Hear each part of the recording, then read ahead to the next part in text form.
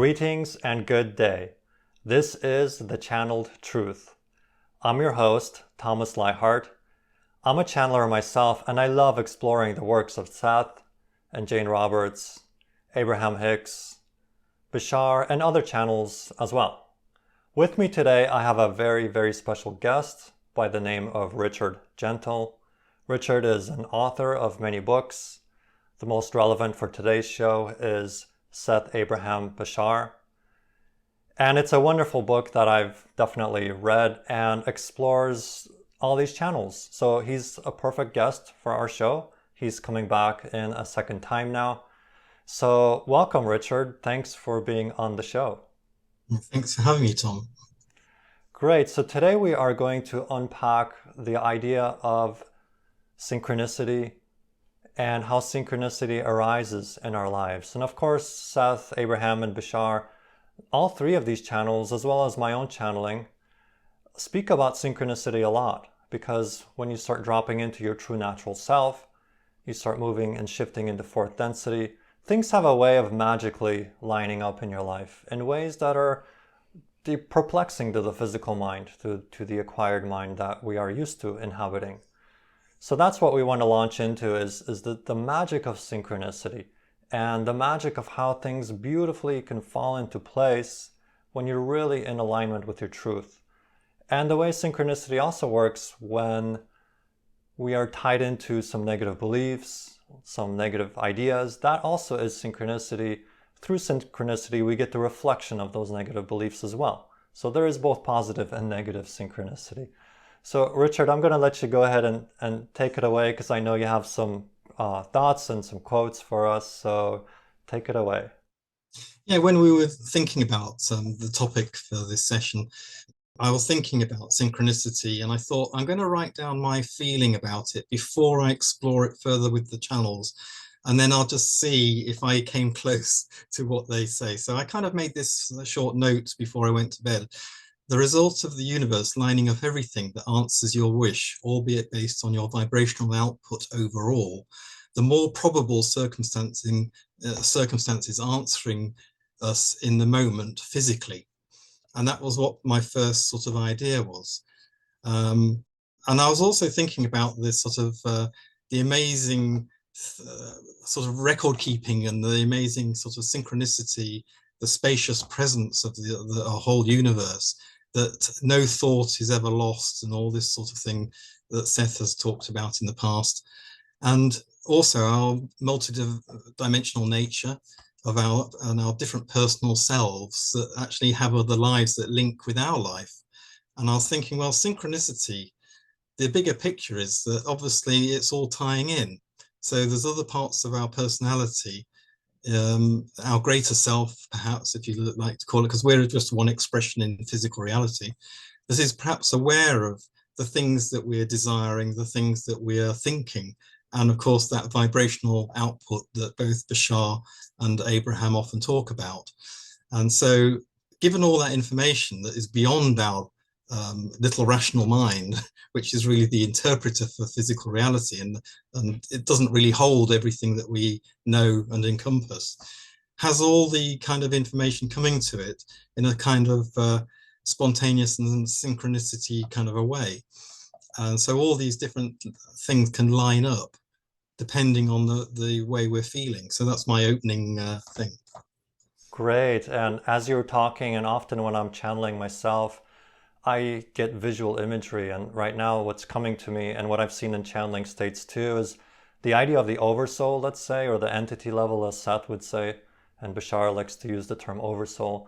The idea of how that presents itself to my physical mind is this beautiful, beautiful changing mandala, right? And you have all these interconnections and interlinks through all the different lives that we're experiencing simultaneously, and there's all these threads of consciousness just weaving and interplaying and interconnecting and interlinking all these different lives and aspect selves, even in other dimensions as well.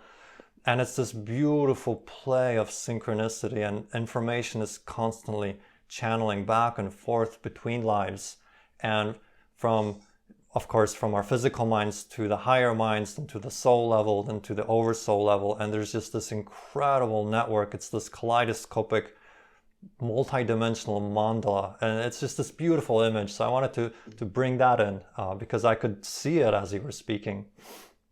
Yeah, and that's very true. And I think as well, because we are naturally in a sort of physical environment, because that's what we chose for various reasons, that we still tend to think in terms of linear time. And of course, the way the universe is in the spacious present, it doesn't work that way. And all these things are developing simultaneously. So, whether a future or a past self or myself here is actually experiencing something or having a thought about something, it's affecting the thoughts of all my other personalities and vice versa. So they're coming to me, and it's just sort of it's quite mind-blowing, really, if you try even to attempt to think about how amazing it all is. Yes, that just thinking of that mandala, and in this life you might be receiving an inspiration, and in another life you might have some experience in that particular challenge that you're working through, and this information just shoots across the oversoul to this version of you, and all of a sudden, boom, you get this wonderful insight, like, oh, I have an idea, right? And we don't often know where our ideas come from, but they come from these other dimensional levels. Now, sometimes in dream states, we get some clear indications, or sometimes in some very lucid waking states that, oh, I'm tapping into another life, or a parallel version of me that already has explored that, or that's my future self giving me an insight, right? But most of the times it's so seamless, we don't even know where these insights and inspirations are coming from, but they're coming from this incredible, vast, multi-dimensional self. So I think that's really exciting. Yeah, because I suppose really when we think about synchronicity and things lining up, and we sort of say, well, isn't that amazing that that happened, and that, I met this person, and I'm in the, a great example actually, which I just remembered, is some friends of mine went to Sweden and they got lost in a forest, and they hadn't got much petrol left in their car. And so they were driving along thinking, how on earth do we get out of here? And in the distance, there was a car coming the other way, and they thought, oh, they might know the way out. And so they flagged them down, and they discovered to their amazement that not only did they know the people in the car, but they lived up the road from them. And neither party knew the others were going to Sweden on holiday. And they ended up in the same wood, and their friends knew the way out. And so I think that's an incredible kind of example of how synchronicity can kind of work. All the knowledge is in the universal domain. The universe knows everything. And if I could just point to what Abraham says, your inner being knows where you are in relationship to all things. And I think this was very much the case. And I have other examples I can give you later. Yeah, and as you're speaking to that, it just reminds me of sometimes what we wrestle with in this physical life existence, trying to figure everything out with the physical mind, which is not designed for that kind of multidimensional awareness. But when we realize that we are part of this much vaster being, and that there is information and intelligence existing at these other levels of consciousness, we can relax into that. We can allow ourselves to just flow through our life, trusting that we don't have to orchestrate synchronicity at this level, and we can't. And when we try, we get very frustrated, right? And I sometimes find myself like pushing something, trying to make something happen. And then if I just let go and relax, I can just trust the timing, that I'll meet who I need to meet when I need to meet them, that I'll know what I need to know when I need to know it, and that everything it's already being orchestrated, so I can relax into that.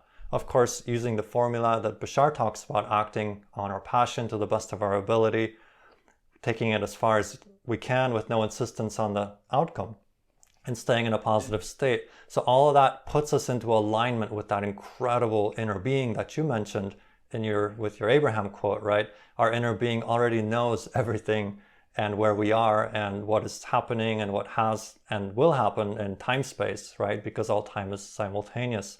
So we can relax into that. And I love that. I think the other thing about that, and again, bringing Seth back, is this whole thing about probabilities. I think, we don't really understand enough about probabilities in a sort of layman's way. And I think it's only when you start reading the Seth materials that you kind of think, oh yeah, that makes perfect sense. Why did I never consider that before?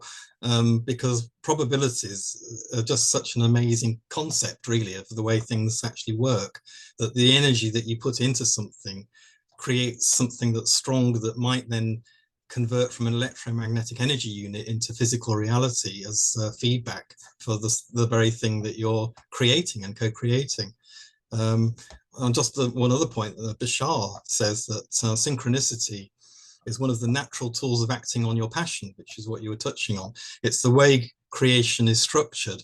Synchronicity, he says, is physical reality's way in linear space-time of demonstrating to you that everything is connected and that everything is one thing.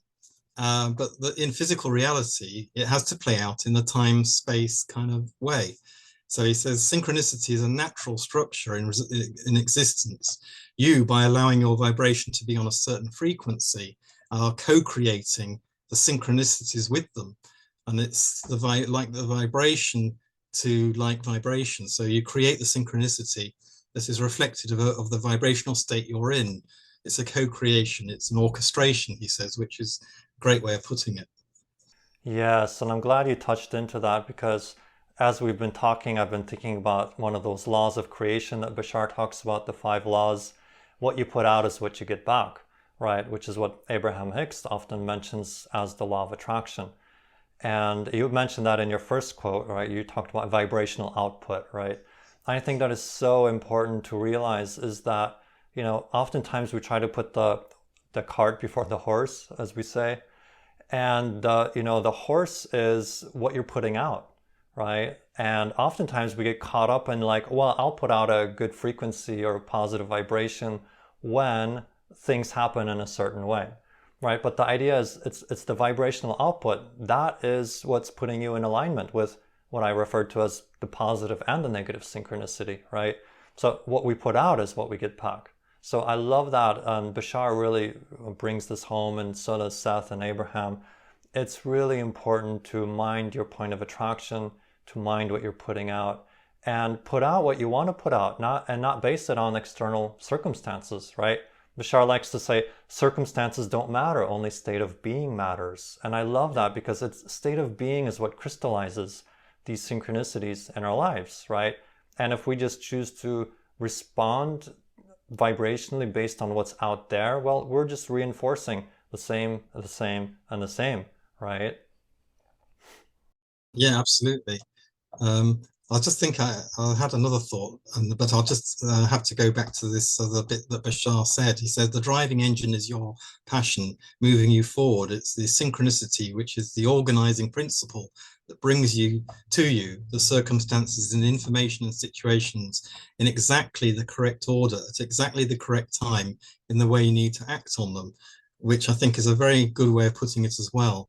But in terms of vibration, personal vibration, I sometimes think that it's your strongest kind of vibrational output that the universe is responding to. So, as I've said in the previous talks, if you have certain highs and then you have lows, or you have a certain modus operandi of the day-to-day living, the certain self-talk that you give yourself, that will create a particular vibration. And no matter how joyful you are, say for 5 minutes, or how depressed you are for half an hour, your overall vibration is what you are in total. And unless you actually practice constantly, perhaps through meditation, perhaps through better self-talk to yourself and those things, you don't really, as it were, raise that vibration. So I mean, Seth actually does say that you can surpass sort of beliefs that you might hold, which is another part that actually affects your vibration, the beliefs that you hold about certain things. And he says that if somebody is very passionate or very joyful in a sort of an extreme moment, you can actually surpass any negative belief systems.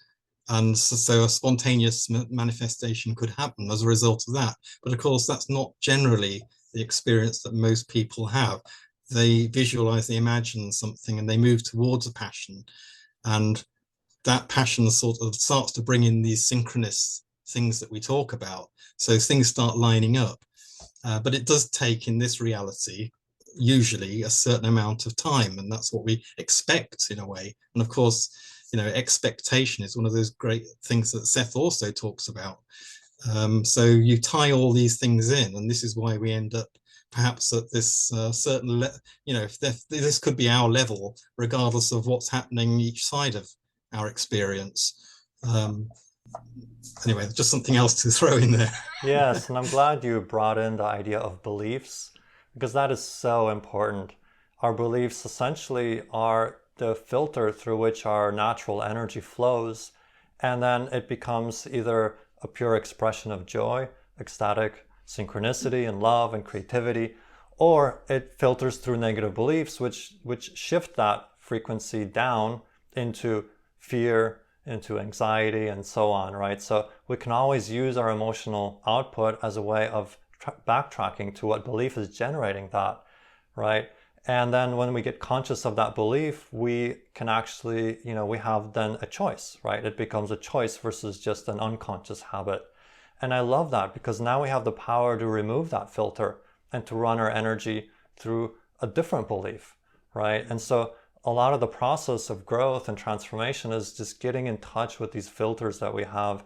How are we running our energy? When we have a negative emotional state, we feel contracted, we can explore, well, what belief is generating that? And that gives, that puts us in the driver's seat as we get to, uncover the negativities we've accumulated, but also then to make choices and make healthier belief structures for ourselves. So it's very, very empowering. All these channels, they're incredibly self-empowering, and I love all these tools that they give us.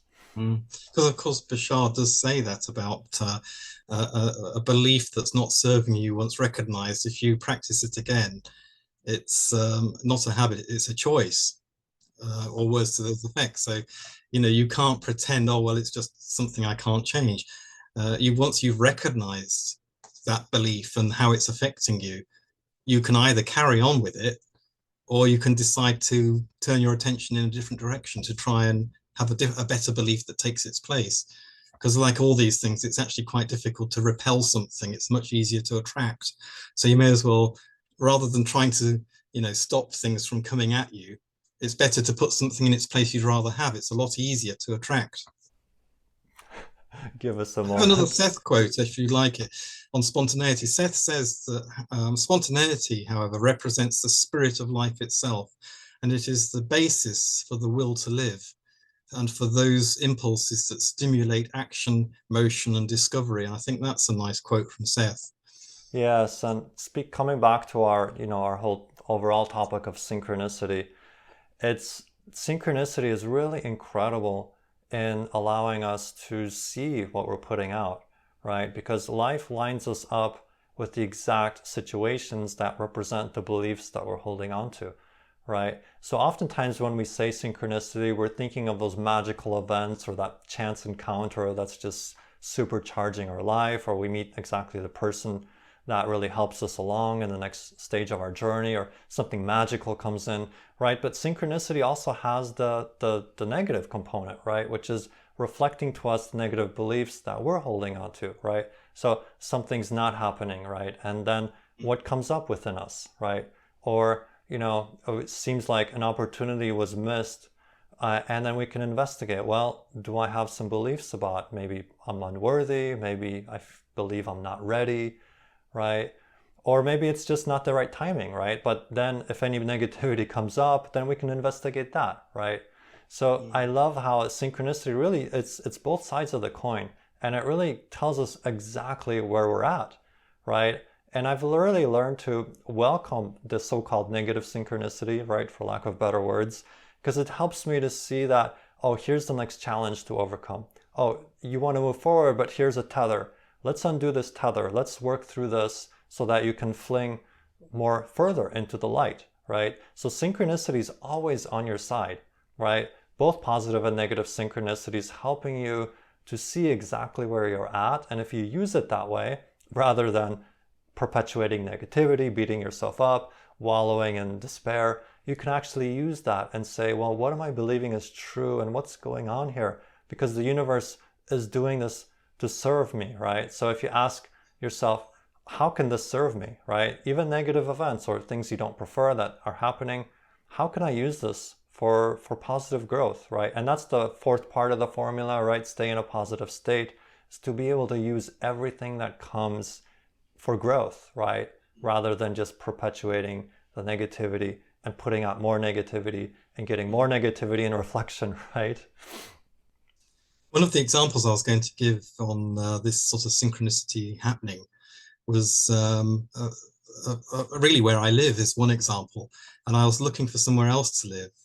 And I'd moved up from the south of England from where I'd been working. And I was able to actually just rent one of my friends' houses that they had just happened to move out of because they got another house. And then when then the neighbor of that house thought that I was going to buy it, they actually wanted to buy it themselves from a previous offer that they'd made. So I had to move out. So I had a look on the internet for places, and I went out and looked at a few, and there were sorts of things that I liked, things I didn't like. But eventually I answered just a little text advert in a newspaper and arranged to see this place I live in now. And the long and the short of it was that I wasn't sure if I'd be able to have it, but I really liked it. And after I moved in, I actually discovered that the people that I was renting off were actually living in this across the yard, and they owned the place I'd had been and come to see, and that I'd actually rented off them a lot of times in my life in different places. So I'd rented a maisonette off them. I'd rented another house off them in the past. I'd been away nearly 13 years, came back up to the north of England, and suddenly this synchronicity kind of took place. And I ended up not only living next to them, but also helping them as they reached the end of their physical lives. So it really worked out very well. Yeah, and I love that kind of example because it reminds us that things happen and we can label it in negative ways, right? Something timing seems off or something doesn't happen in the way we think it should, right? And we can get locked into a negative belief about that, like, oh, that's bad, a negative label, right? But actually, sometimes the universe is orchestrating on our behalf and closing a certain door so that we go in another direction and then we discover an amazing synchronicity, right? But if we stay in that negative state, we might actually miss that because of the negative energy we're putting out, right? Yeah. So this is what's great about what Bashar says is, label things in positive ways, right? Because it is to your advantage, right? Or when something doesn't happen as you thought it might or is not your preference, well, maybe it's an arrow pointing in a new direction, right? And if you stay curious and you ask that question, well, how can this serve me? You can stay open, right? And then you can see where that arrow is pointing you, and you'll discover that there's an incredible thread of synchronicity that your physical mind does not perceive, but your higher mind does, and it is guiding you, right? So in my life, it's been so important, just that reframing, right? When something happens that I don't think I prefer, how can I use this in a positive way, right? That's staying in a positive state no matter what happens, right? And I think when you were saying a few moments ago about the negative feelings that sometimes creep in, Abraham was talking about those cross currents. So you've got this positivity, but you've got these cross currents of resistance where you start to doubt where you are, or doubt that something can actually happen, or doubt that it can work out for you, or you start overthinking and thinking, well, there must be another rational way of looking at this, and you kind of block your intuition, you block your gut feelings, and you block the framework to non-physical information that would otherwise come through to you, or the channeled information that sometimes comes through. I mean, I know that you do conscious channeling, but I know that when I've been writing, sometimes I've written stuff and I know that I didn't say that in my mind, and I've just got into a state where something's just channeled through, and I look at it and think, oh, that's just what I wanted to say. you know. So yeah, something that really sparks me as you say that is that these cross currents, right, or these negative thoughts, is we can use those in positive ways too, right? Instead of brushing them under the rug, staying in a positive state does not mean, oh, I'm just going to sweep negativity under the rug. I'm going to try to gloss over it. actually that is also synchronicity, right? As Bashar says, when you act on your passion, part of the kit of excitement that he talks about is it will reveal to you all those places that you are crossways with yourself, that your resistance is coming up, right? So your resistance comes up as you act on your passion, as you flow more energy, and that is synchronistically there so that you can untether yourself from it, right? Because if it wasn't brought to your consciousness, well, how would you work with it, right? So you flow more energy, you're in the flow, and then that begins to reveal to you those places you are still tethered to some negative beliefs. And synchronistically, they start showing up to you as these cross currents, right? As, a negative feeling washes over you, right? You want to investigate that. You want to see what is this bringing to my attention, right? It's not an interruption in your flow. It is part of the flow, right? And that has just been, it's been precious and powerful for me to realize that. I think in a way, reflecting on synchronicity, in my life, it seems to arise on two kind of occasional type things. So when you're really having a great time and enjoying, and you've got a passion and you're following something that you really desire, but you're not getting in the way of it, but you're just desiring it. That's one way that synchronicity can come in. And the other thing seems to be when you are in a difficult situation that's actually suddenly beyond your capability to cope, and you kind of surrender, you let go because there's nothing you can do, and so you may panic, and then you relax and you surrender, and in that moment of surrender you're not getting those resistant currents in the way, and suddenly the help you need will come along. So for me, those are two different ways that that sort of synchronicity will often take place in a very noticeable way, because a lot of the other times we don't really notice it. Like you said right at the beginning, it's seamless, and unless you start to be conscious of it, you don't actually start and you don't stop and think, oh, hang on, that's interesting, or that's odd. How come that happened in that way? Yes, and for me too, it's relaxing into things, right? When I start to get uptight, I start to push things or try to make something happen.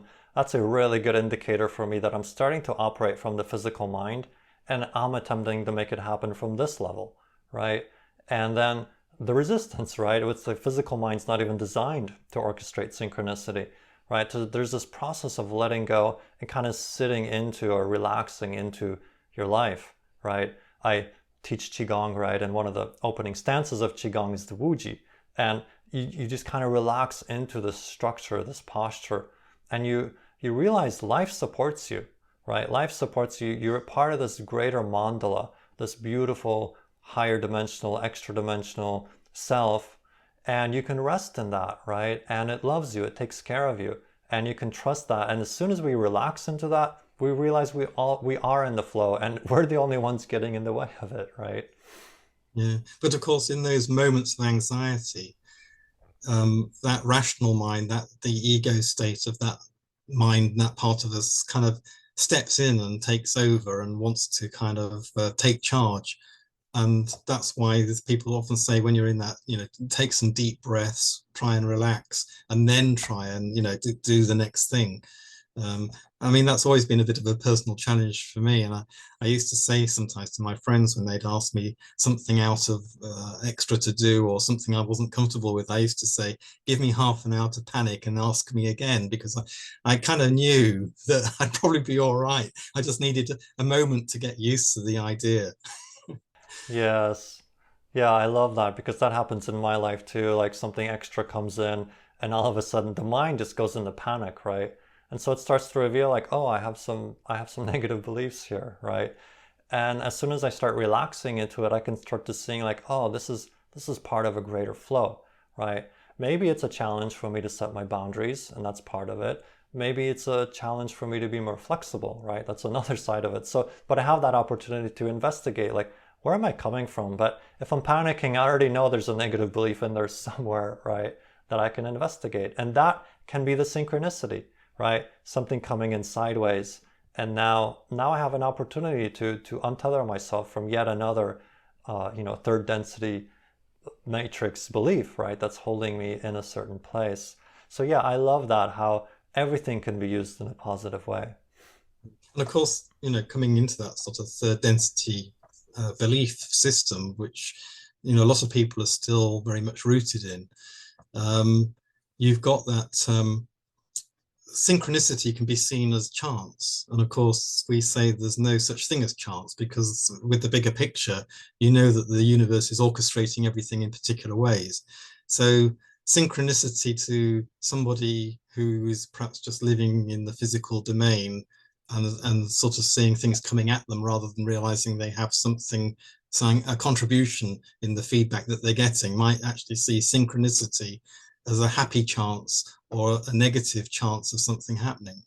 Right, and so we're coming back to these labels, right? It's like something happens and the knee-jerk reaction to label it in a negative way, right? Kind of an easy example, you get stuck in a traffic jam and all of a sudden you're like, this shouldn't be happening, and you get into the negative state. But meanwhile, the universe wants to orchestrate something, slow you down a little bit, maybe to avoid an accident, maybe so that you show up somewhere 30 minutes later and meet the love of your life. It's like you don't know. That's right. Right? Yeah.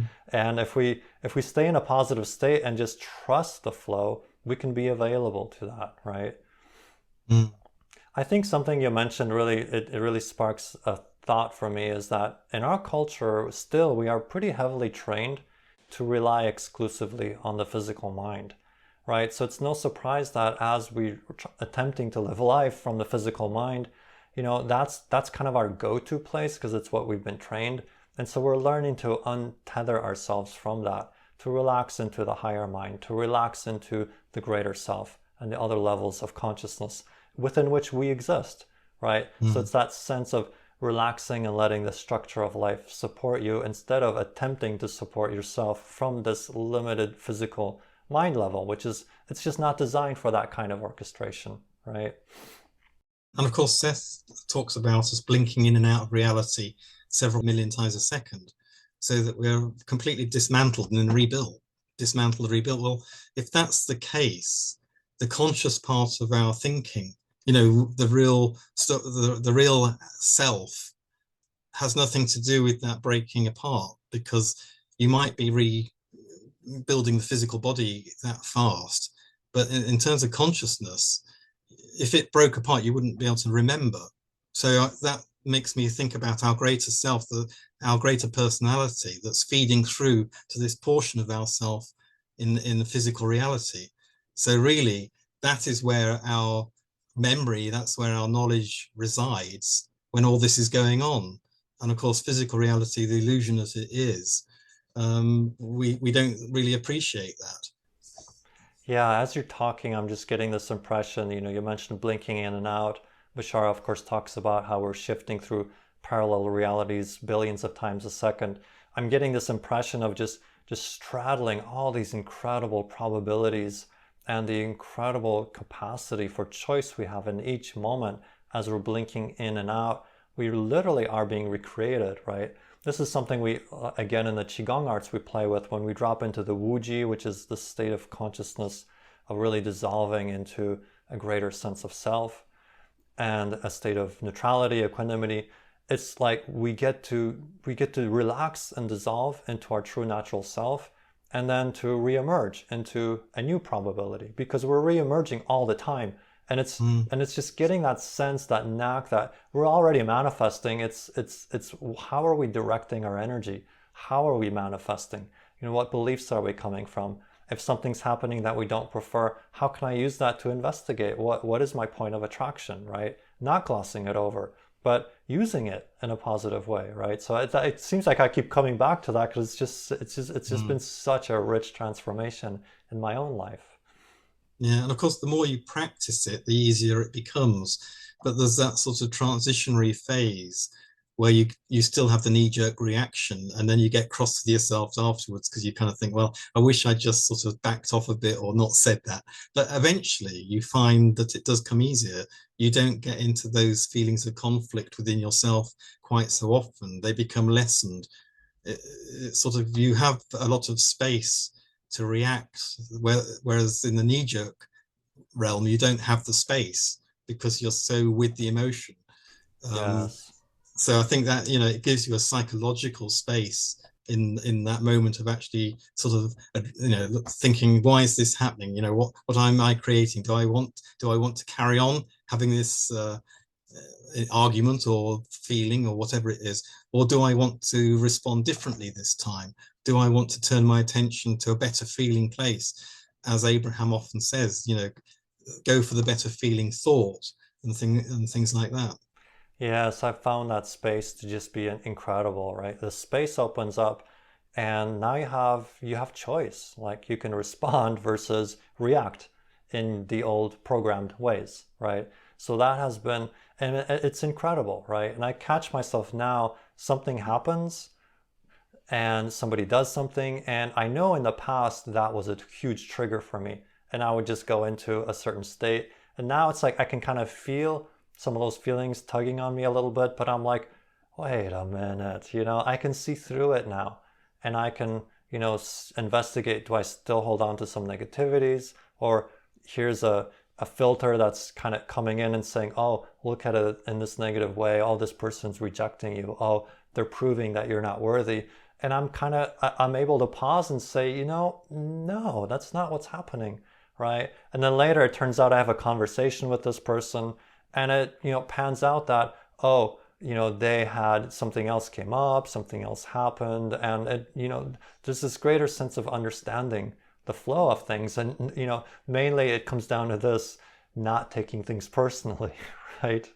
Yeah, I think as well that we tend to kind of feel that on the one hand, if we allow someone just to have their say that we perhaps don't like, or we want to respond to, or we want to defend ourselves, to actually take that peacefulness and actually let them just say it and not be affected.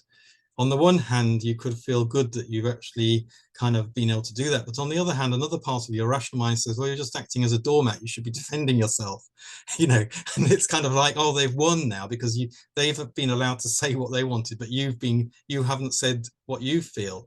But then, of course, it comes down to this other thing of accepting responsibility. You create your reality. So what is it within you that's actually created that person to say to you what they're saying? And I think that can be really interesting when you're in those sort of situations, wherever they are, to actually have that moment's thought while it's all going on. Is this person reflecting back to me something that I've been worried about someone saying, or worried about something I've been doing or thinking? And I wouldn't have taken action but for the fact that that person is really bringing it into my face. So they're kind of doing me a favor, even though it feels not very nice, perhaps. Yes, and so as you're describing that, it really brings to my mind the idea that we really have to just be very honest with ourselves in our own self-examination, right? To really tease things apart, and to really know if we're, wanting to jump into an argument out of anxiety, or is it out of excitement and passion, and we really want to share an alternate idea.